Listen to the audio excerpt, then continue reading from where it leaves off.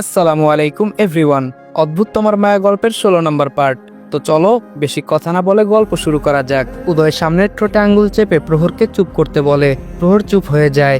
উদয় হাতের ইশারায় ভাইকে কাছে ডাকে। প্রহর এগিয়ে যেতেই স্টিক আর ভাইয়ের কাঁধে ভর করে ওয়াশরুমের দিকে এগিয়ে যায়। প্রহর আস্তে আস্তে ফিসফিস করে বলে, ভাবির কি হয়েছে? উদয় বলে, ও একটু অসুস্থ। প্রহর বলে, সিরিয়াস কিছু? উদয় বলে, হুম। প্রহর বলে, ডক্টরের কাছে নিতে হবে তো তাহলে? উদয় বলে, হুম। প্রহর বলে, তাহলে আজ অফিসে না গেলাম, ভাবিকে নিয়ে হসপিটালে যাই। উদয় বলে, আজ না কয়েকদিন পর। প্রহর বলে, কয়েকদিন পর কেন? উদয় বলে, বেশি প্রশ্ন করিস তুই।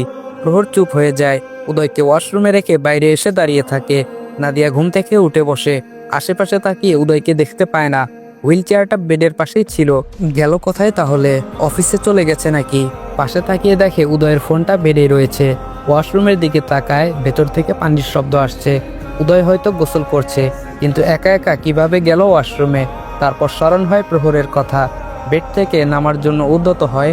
পেট চিনচিন করে ব্যথা করছে। আবার পেন কিলারের প্রভাব বোধহয় শেষ হয়ে গেছে। বেড থেকে নেমে বেড গুছিয়ে রাখে। বেলা করে ঘুমানোর কারণে মাথা ভার হয়ে আছে। ড্রেসিং টেবিলের সামনে গিয়ে দাঁড়ায়। চোখ মুখ ফুলে উঠেছে ঘুমের কারণে। একটু পরেই ভেতর থেকে বেরিয়ে আসে দুই ভাই। নাদিয়া ওদের দুজনের দিকে তাকিয়ে ওয়াশরুমে প্রবেশ করে। প্রহর উদয়ের সবকিছু করে দিয়ে রুম থেকে বেরিয়ে যায়। একটু পরেই আবার ফিরে আসে খাবারের ট্রে হাতে নিয়ে।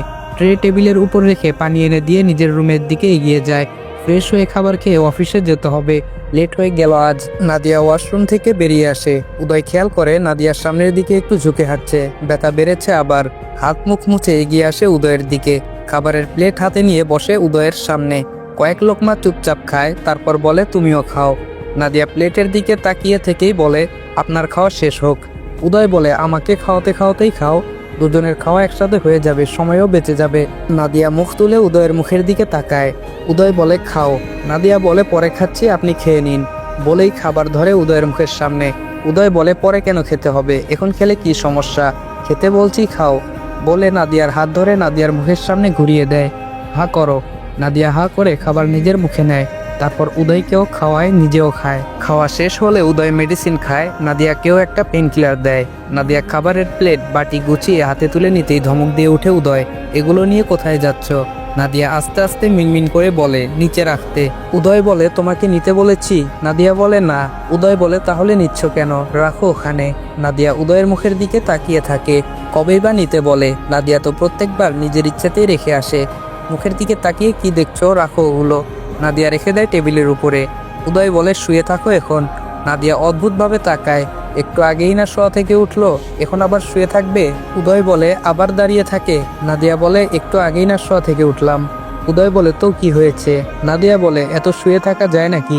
উদয় বলে, শুয়ে থাকতে না পারলে বসে থাকো, সুস্থ না হওয়া পর্যন্ত এই রুমের বাইরে যাবে না, কোনো কাজও করবে না। মহাজ্বালা তো, নিজে অসুস্থ রুম থেকে বের হয় না, তাই বলে কি ওকেও এখন রুমবন্দি করে রাখবে? ওর তো কোনো সমস্যা হচ্ছে না। আগে প্রচণ্ড ব্যথা নিয়ে বাড়ির সব কাজ করতো একা হাতে, এখন তো ব্যথা নেই, কাজ করতেও কোনো সমস্যা হবে না। আর সেখানে কিনা ওকে রুমে থেকেও বের হতে দেবে না। উদয় বলে, তাও দাঁড়িয়ে আছো কেন? নাদিয়া বলে, আমার তো কোনো সমস্যা হচ্ছে না, ব্যথাও নেই এখন। উদয় বলে, ব্যথা আছে কি নেই সেটা খুব ভালো করেই জানি আমি, তোমাকে ভাবতে হবে না। বেডে উঠে বসে নাদিয়া উল্টো ঘুরে জানালার দিকে তাকিয়ে থাকে। ওর পেটে ব্যথা আর ওকে ভাবতে নিষেধ করছে। আজব মানুষ। এক সপ্তাহ পেরিয়ে যায়। নাদিয়াকে ডক্টর দেখাবে আর উদয়ের পুরো বডি এক্সরে করানোর জন্য হসপিটালে আসে উদয়, নাদিয়া আর প্রহর। নাদিয়াকে আগে গাইনি বিশেষজ্ঞ চিকিৎসকের কাছে নিয়ে যাওয়া হয়। তারপর উদয়ের এক্সরে করানো হয়। রিপোর্ট বের হওয়ার জন্য অপেক্ষা করে তিনজন। উদয়ের পাশে নাদিয়া বসে আছে আর প্রহর হাঁটাহাঁটি করছে। বরাবরের মতো উদয়ের চোখ মুখ গম্ভীর হয়ে আছে। পাশেই চুপচাপ বসে আছে নাদিয়া। হঠাৎ নিজের সামনে কারো উপস্থিতি টের পেয়ে চোখ তুলে তাকায় উদয়। সামনে দাঁড়ানো দুজনকে দেখে উদয়ের চোখ মুখ শক্ত হয়ে আসে। রেগে চোখ সরিয়ে নিয়ে নিচের দিকে তাকিয়ে থাকে আবার। নাদিয়ার দুজনকে চিনতে না পেরে তাকিয়ে থাকে। এরা কারা? উদয়ের কোনো আত্মীয়? আগে কখনো দেখেনি নাদিয়া। উদয়ের অনেক আত্মীয় জানেও না উদয় বিয়ে করেছে। নাদিয়া দুজনের দিক থেকে চোখ সরিয়ে উদয়ের দিকে তাকায়। উদয়ের রাগী চোখ মুখ দেখে বুঝতে পারে না এত রেগে গেল কেন দুজনকে দেখে। ভাই ভাবির সামনে কাউকে দাঁড়িয়ে থাকতে দেখে এগিয়ে আসে প্রহর। মুখ দেখতেই ওরও চোখ মুখ শক্ত হয়ে যায়। রাগী স্বরে প্রহর বলে, এখানে কি করছেন আপনারা? সামনে থেকে সরুন। দুজনেই প্রহরের দিকে তাকায়। কেমন আছো প্রহর? প্রহর বলে, যারা আপনারা দুজন এখান থেকে গেলেই খুশি হব। নাদিয়া বুঝতে পারে এই সেই যারা, যার জন্য উদয়ের আজ এই অবস্থা। নাদিয়া যারার মুখের দিকে ভালোভাবে তাকায়। ফর্সা, লম্বা, ছিমছাম গড়নের মেয়ে, পরনে ফিটিং প্যান্ট আর টি শার্ট। বডির প্রত্যেকটা ভাঁজ খুব ভালোভাবে বোঝা যাচ্ছে। ফিগার স্পষ্ট হয়ে উঠেছে ফিটিং টি শার্টের উপর দিয়ে। চুলগুলো ঘাড়ের একটু নিচ পর্যন্ত, ব্রাউন কালার করা। মেকআপ দিয়ে ঠাসা মুখ, ভারী মেকআপ আর সাথে গাঢ় লিপস্টিক দেওয়া। আগাগোড়া পুরোটাতে আধুনিকের ছোঁয়া। তবে নাদিয়ার কাছে যারাকে দেখতে ভালো লাগলো না, কেমন দৃষ্টিকটু আর বিশ্রী দেখতে লাগলো। নাদিয়া যারার দিক থেকে চোখ সরিয়ে পাশে দাঁড়িয়ে থাকা ছেলেটার দিকে তাকায়। এটাই বোধহয় যারার হাজবেন্ড। দেখতে কেমন লুচু লুচু টাইপের, কিভাবে যেন তাকিয়ে আছে নাদিয়ার দিকে। দেখতেও অতটা হ্যান্ডসাম না, উদয়ের ধারে কাছেও নেই এই ছেলে। উদয়ের মাঝে একটাই কমতি, সেটা হলো উদয় ঠিকঠাকভাবে হাঁটতে চলতে পারে না। নাদিয়া দৃষ্টি সরিয়ে নিয়ে আবার উদয়ের দিকে তাকায়। উদয় এখনো নিচের দিকে তাকিয়ে আছে। প্রহর নিচের দিকে তাকিয়ে যারা আর ওর হাজবেন্ডকে বারবার চলে যেতে বলছে, কিন্তু কে শোনে কার কথা। দুজন ঠায় দাঁড়িয়ে আছে এখনো। যারা প্রহরের দিক থেকে চোখ সরিয়ে উদয়ের দিকে তাকায়। এখনো বোধ হয় হাঁটতে চলতে পারে না। ডান হাতটা আগের মতোই রয়েছে, পাশেই স্টিকটা রয়েছে, শুকিয়ে গেছে আগের থেকে। তবে দেখতে আগের থেকেও হ্যান্ডসাম হয়ে গেছে। হ্যান্ডসাম হয়েছে তাতে কি, সে তো পঙ্গু অক্ষমই রয়ে গেছে। একে বিয়ে করলে কি জীবন এতটা উপভোগ করতে পারতো? এই পঙ্গু অক্ষম উদয়ের সাথে কি দেশ বিদেশে ঘুরে বেড়াতে পারতো? নিজের চাহিদা পূরণ হতো। হাজবেন্ডের সাথে বিভিন্ন নাইট ক্লাবে ঘুরে বেড়ায়, নাচানাচি করে, বিভিন্ন পার্টি ইভেন্ট আরো কতভাবে লাইফ এনজয় করে। এই সব কিছু উদয়ের সাথে থাকলে করতে পারতো? কখনোই না। উদয়ের সাথে বিয়ে হলে উদয়কে নিয়ে বিভিন্ন হসপিটালে ডক্টরের কাছে দৌড়াদৌড়ি করতে হতো, সেবা যত্ন করতে হতো। লাইফ তো উপভোগ করতেই পারতো না। সারা জীবন উদয়ের পেছনে চাকরের মতো খেটে যেতে হতো। যারা বলে, কেমন আছো উদয়? উদয় কিছু বলে না, মাথা তুলেও তাকায় না। এই মেয়ের সাথে কথা বলা তো দূরে থাক, মুখ দেখার ইচ্ছেও নেই উদয়ের। সেদিন হসপিটালের বেডে উদয় শুয়ে থাকলেও ঘুমিয়েছিল না। যারা কার সাথে ফোনে কি কি কথা বলেছিল সব শুনেছিল উদয়। তারপর থেকে রাগে ঘৃণায় যারার নামটাও স্মরণ করে না কখনো। সেদিন থেকেই ভুলে গেছে যারা নামের কেউ ছিল ওর জীবনে। এতগুলো দিন পর এই নোংরা মেয়ে কেন এসেছে ওর সামনে। ইচ্ছে করছে লাথি দিয়ে সামনে থেকে সরিয়ে দিতে। যারা বলে, কথা বলছো না কেন উদয়? তাকাও আমার দিকে। আপনারা জানতো এখান থেকে। বিরক্তি প্রকাশ করে কথাগুলো বলে প্রহর। যারা বলে, আমি উদয়ের সাথে কথা বলছি। প্রহর বলে, কিন্তু ভাই আপনার সাথে কথা বলতে চাইছে না। উদয় বলে, প্রহর এদের যেতে বল আমার সামনে থেকে। যারা বলে, হাঁটতে চলতে পারে না কিন্তু তেজ কমেনি এখনো, জ্বলছে বুঝি আমাকে না পেয়ে। যারার এমন কথা শুনে ফোঁস করতে শুরু করে উদয়। কিছু বলবে তার আগেই প্রহর বলে, নিজেকে কি বিশ্ব সুন্দরী ভাবেন আপনি যে আপনাকে না পেয়ে জ্বলবে, আফসোস হবে? দেখতে তো বান্দুর্নির মতো লাগছে। যারা বলে, মুখ সামলে কথা বলো প্রহর। প্রহর বলে, আমি মুখ সামলেই কথা বলছি। আপনি বললেন না আপনাকে না পেয়ে আমার ভাইয়ের জ্বলছে নাকি? ভাইয়ের পাশে বসে থাকা মেয়েটার দিকে তাকান তো। যারা নাদিয়ার দিকে তাকায়। বোরকা হিজাব পরিহিত একটা মেয়ে, মুখে নিকাব বা মাস্ক নেই, দেখতে বেশ সুন্দরী আর কিউট। প্রহর বলে, উনি আমার ভাবি মিসেস উদয় চৌধুরী, মানে আমার ভাই উদয় চৌধুরীর ওয়াইফ। দেখতে অনেক সুন্দরী আর কিউট না? আপনার থেকেও অনেক কিউট, ভালোভাবে তাকিয়ে দেখুন। কি ভাই, আপনার বউয়ের থেকে আমার ভাইয়ের বউ বেশি সুন্দরী আর কিউট না? উদয়ের কথার তালে তালে মাথা নাড়ায় লোকটা। যারা রাগী চোখ মুখ দেখেই শুকনো হেসে বলে, কিন্তু তোমার ভাবির থেকে আমার বেবি বেশি হট। প্রহর বলে, তো যান না, আপনার বেবির হটে জ্বলে পুড়ে ছাই হয়ে যান। আপনার বেবি তো আবার বেশি হট, পারলে আরো কয়েকজনকে নিয়ে জ্বলুন। এখন সরুন আমাদের সামনে থেকে, শুধু শুধু বিরক্ত করছেন কেন? যারা নাদিয়ার দিকে তাকিয়ে বলে, তুমি কি দেখে উদয়কে বিয়ে করলে? নাদিয়া যারার দিকে তাকায়।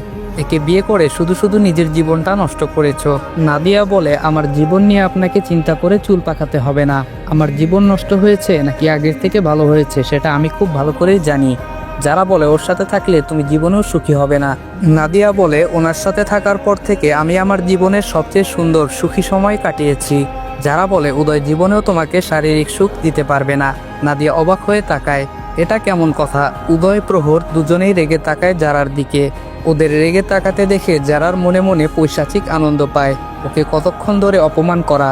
উদয়কে দেখে এসেছিল কাটা ঘায়ে নুনের ছিটা দিতে, কিন্তু উল্টো নিজেই অপমানিত হচ্ছিল এতক্ষণ ধরে। লাস্টবার যখন উদয়ের সাথে দেখা হয়েছিল, কথা বলতে গেলে সকলের সামনে ওকে ইগনোর করে চলে গিয়েছিল। কতগুলো মানুষের সামনে অপমানিত হয়েছিল সেদিন। সেদিনেরই প্রতিশোধ নিতে এসেছে আজ। আপনারা দুজন যান এখান থেকে। দাঁতে দাঁত চেপে কথাগুলো বলে প্রহর। নির্লজ্জ যারা বলে, কেন এটা কি তোমার বাবার বাড়ি নাকি যে তোমার কথা শুনে আমাদের চলে যেতে হবে? প্রহর নিজের রাগ কন্ট্রোল করতে না পেরে অন্যদিকে ঘুরে দাঁড়িয়ে থাকে। এটা হসপিটাল না হলে খবর ছিল এই দুজনের। হসপিটাল বলে কোনো সিন ক্রিয়েট করছে না। যারা আবারও নাদিয়ার দিকে তাকায়। তুমি শুধু শুধু নিজের জীবনটা কেন নষ্ট করেছো এই পঙ্গু ছেলেটাকে বিয়ে করে? সামনে তো তোমার একটা ব্রাইট ফিউচার ছিল, একে বিয়ে করে কেন নিজের ফিউচারটা অন্ধকারে নিলে? নাদিয়া যারার দিক থেকে চোখ সরিয়ে উদয়ের দিকে তাকায়। রাগে উদয়ের ফর্সা মুখ লাল বর্ণ ধারণ করেছে।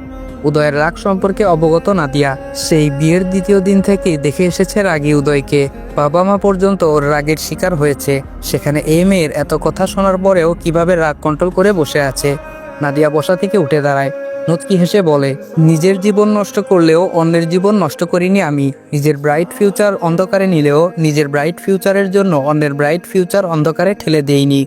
আমি এক পঙ্গু ছেলেকে বিয়ে করলেও আমার জন্য কোনো ছেলে স্ট্রোক করে পঙ্গু হয়ে দিনের পর দিন বিছানায় পড়ে থাকেনি। নাদিয়ার কথা শুনে যারার চোখামুখ ভোতা হয়ে যায়। প্রহর মনে মনে খুশি হয়।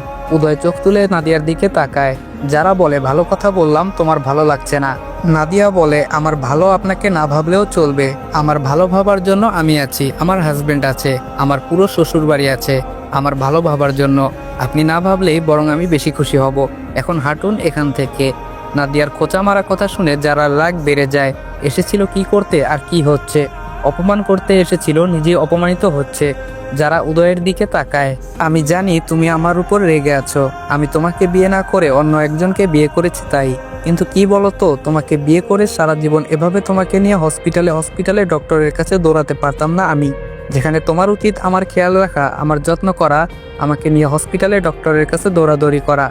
সেখানে এসব আমায় করতে হতো, যা আমি কোনোদিন করতে পারবো না। তোমাকে বিয়ে করলে কোনোদিন শারীরিক মানসিক সুখ শান্তি পেতাম না। একটু থামে যারা। উদয়ের আগে ফোঁস করছে। উদয়কে আরো রাগানোর জন্য আবার বলে, এই যে দেখো না, যেখানে তোমার উচিত তোমার বউকে ডক্টরের কাছে আনা, সেখানে তোমার বউ তোমাকে নিয়ে এসেছে। আর আমাকে দেখো, আমাকে ডক্টর দেখানোর জন্য নিজের সব কাজ ফেলে আমার সাথে হসপিটালে এসেছে ইমন। আসসালামু আলাইকুম এভরিওয়ান। অদ্ভুত তোমার মায়া গল্পের 16 নম্বর পার্ট এখানে শেষ করলাম। তো আজকের ভিডিওটা এই পর্যন্তই। সবাই ভালো থাকবা, সুস্থ থাকবা। আল্লাহ হাফেজ।